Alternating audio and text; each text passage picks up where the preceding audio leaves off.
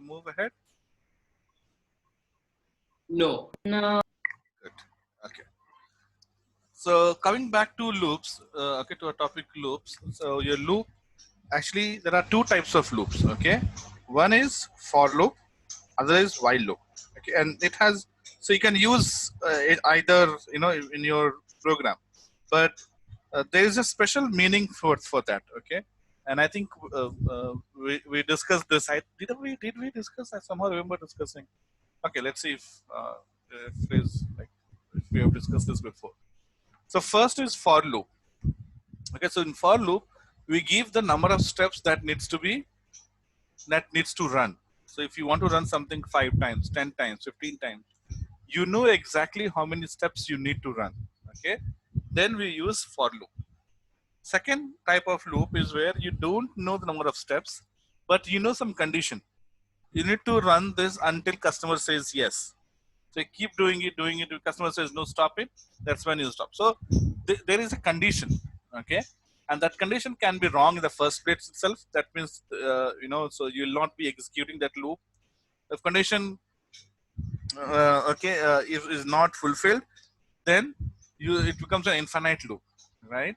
So there are some challenges with both of these loop. One, for loop, number of steps. So let's say you give number of steps as 10, and let's say your program has not finished, or the objective that you are looking for, the result that you are looking for has not been met. Okay, then still now you are stopped. You can't proceed further, right?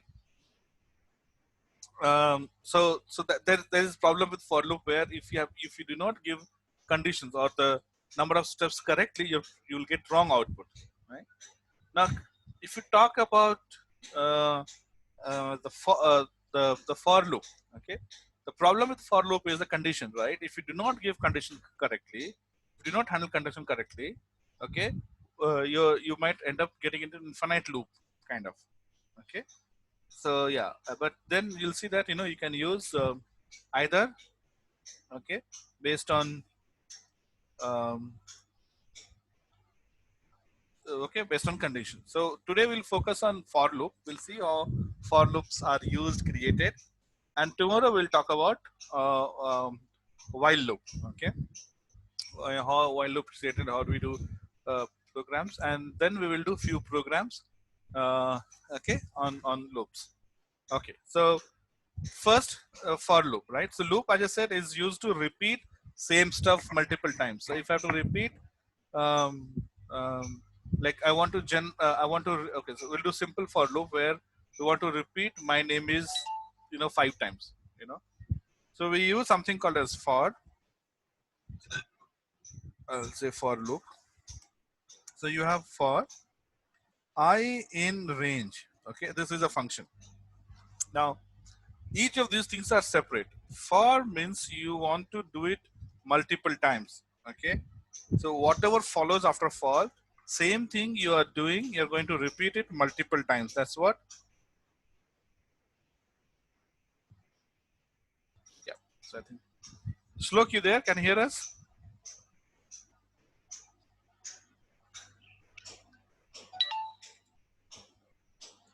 Hi Shlok, can you hear me? Yes, sir. Great.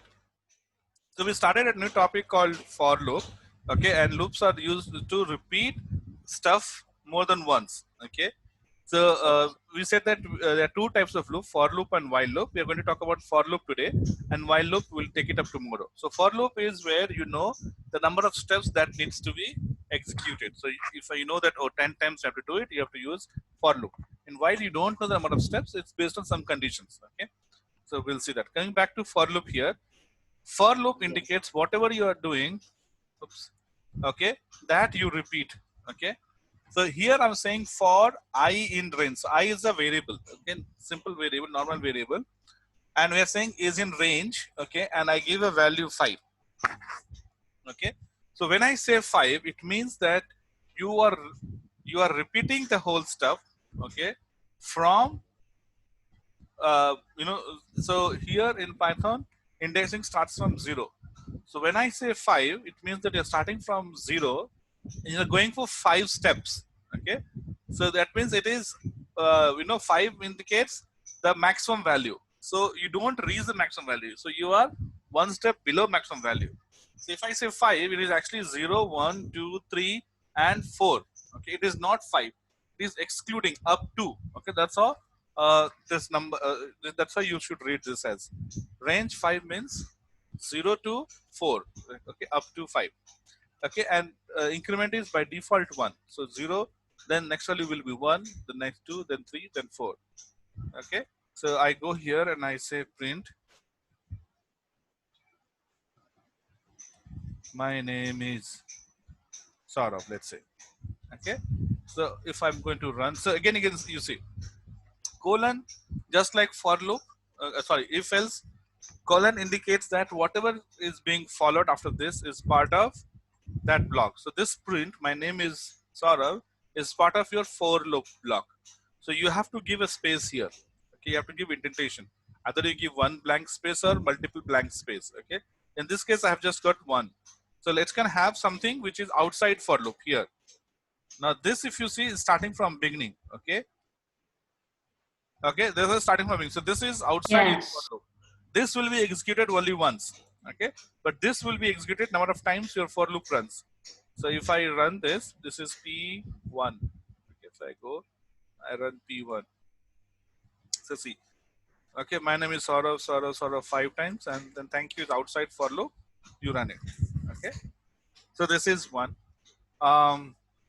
So here, the range is a function that generates a series of number or range of values.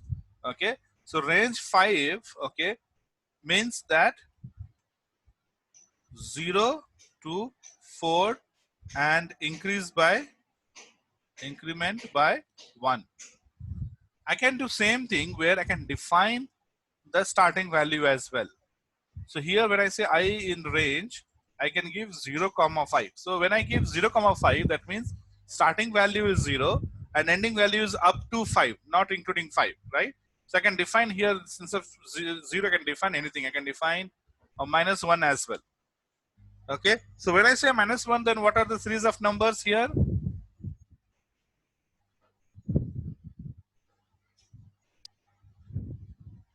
Increment is by 1. So -1, 0, 1, 2, 3, 4. So this is going to run. Okay, so I'll put something here. 2 colon to indicate it is second loop. Okay, I'll give 1 colon here to indicate first loop. So see, 2 is starting from here. So here I is -1, then I is 0, 1, 2, 3, 4. So this has run 6 times, isn't it? Okay, because you're starting from -1, not from 0. By default, if you don't provide, it is starting with 0. If you give some value here -1, it starts from -1. So -1, then 0, 1, 2, 3, 4, you get 6 times. Okay. Now third type is where you define range also. Okay. So I can define range as, range 3 to 12. Okay, and increase by 3. Now you tell me what are the values of I? I will start from 3. Oh. Who's that speaking? Can't hear you.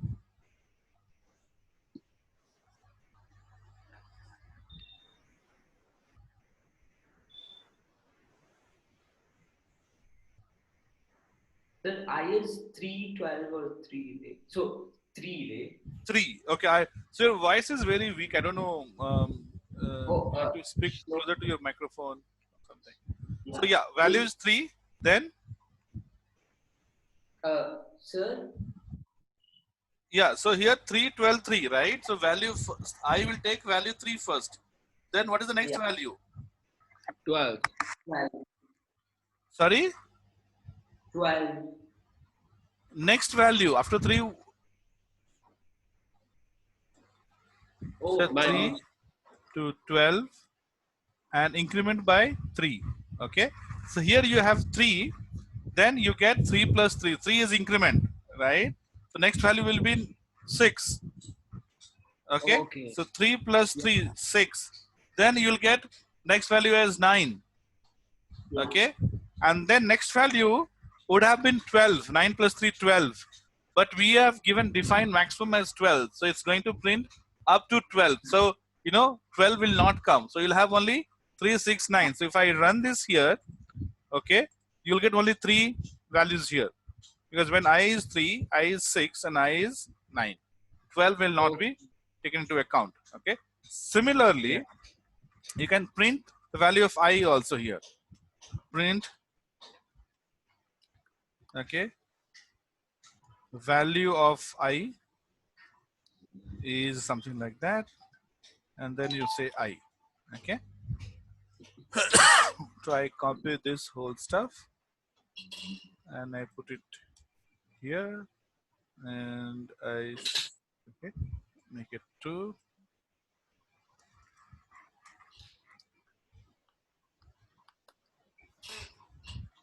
Okay, so if you run it, so you can see in the first value of I is 0, then 1, then 2, then 3, then 4, then no, that's it, 4. Second run, second loop, we have I is minus 1, 0, 1, 2, 3, 4, right? And the third you have where it is here. So 3, 6, 9. 12 is not taken into account because it's up to 12. Always it's up to 12. Okay. This is how you use for loop. Okay. So we'll take one example to see if I want to generate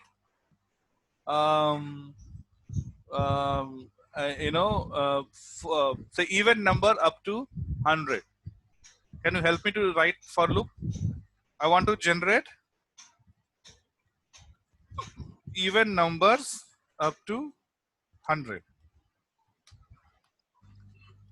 How should the for loop look like?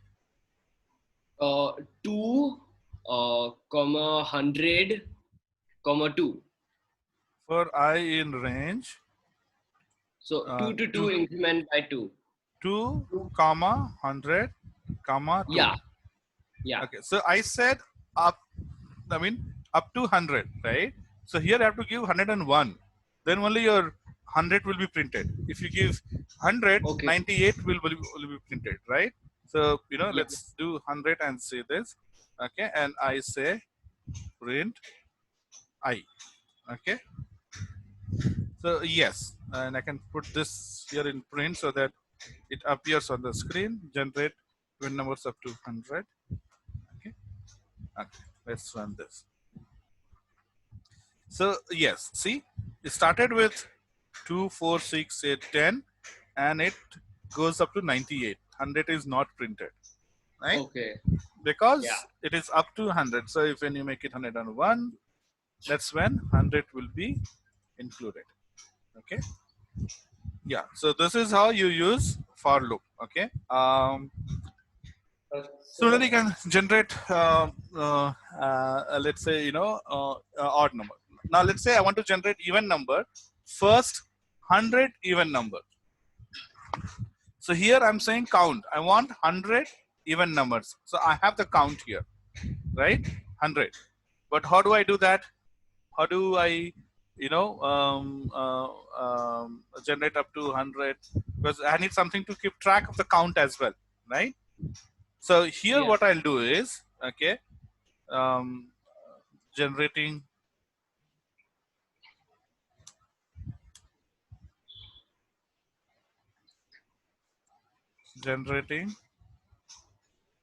first 100 even numbers. So here we'll use for loop for count. So for I in range, 100 will give you 100 ranges, right? I will start from 0, 1, 2, 3, 4, right? Now, when you have I, okay, so even number starts from 0 as well, right? Not from 2, it starts from 0, right? So if I say print, first number would be, okay, 0. Second number would be 1 into 2, right? So it is simply your print I into 2. Simple. So first I is 0, right? So first number will be I 0 into 2, 0. Second value I is 1. So 1 into 2, 2, right? Then 2 into 2, 4, right? So if I run P1, so you see that. Generating 100 even numbers. So see 0, 2, 4, 6, 8, okay?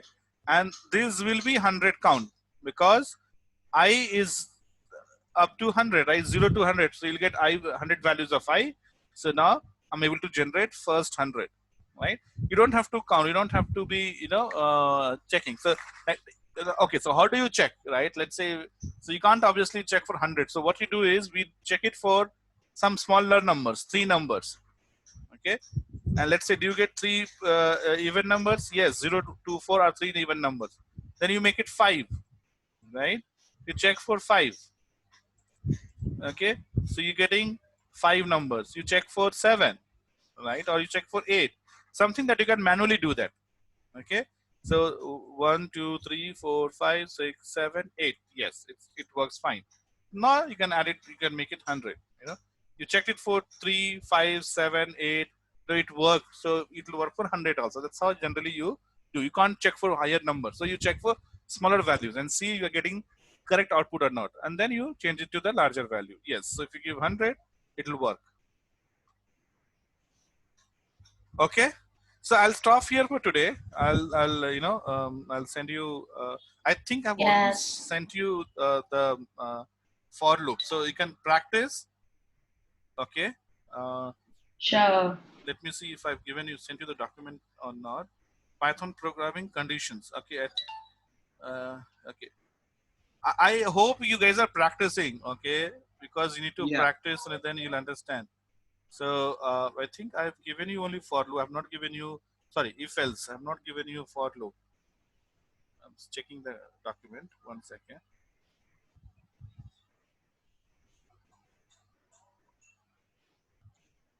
No, I think it's just if else. It's just the if, right? Yeah. So today I'll Yeah. send you for loop as well. Okay.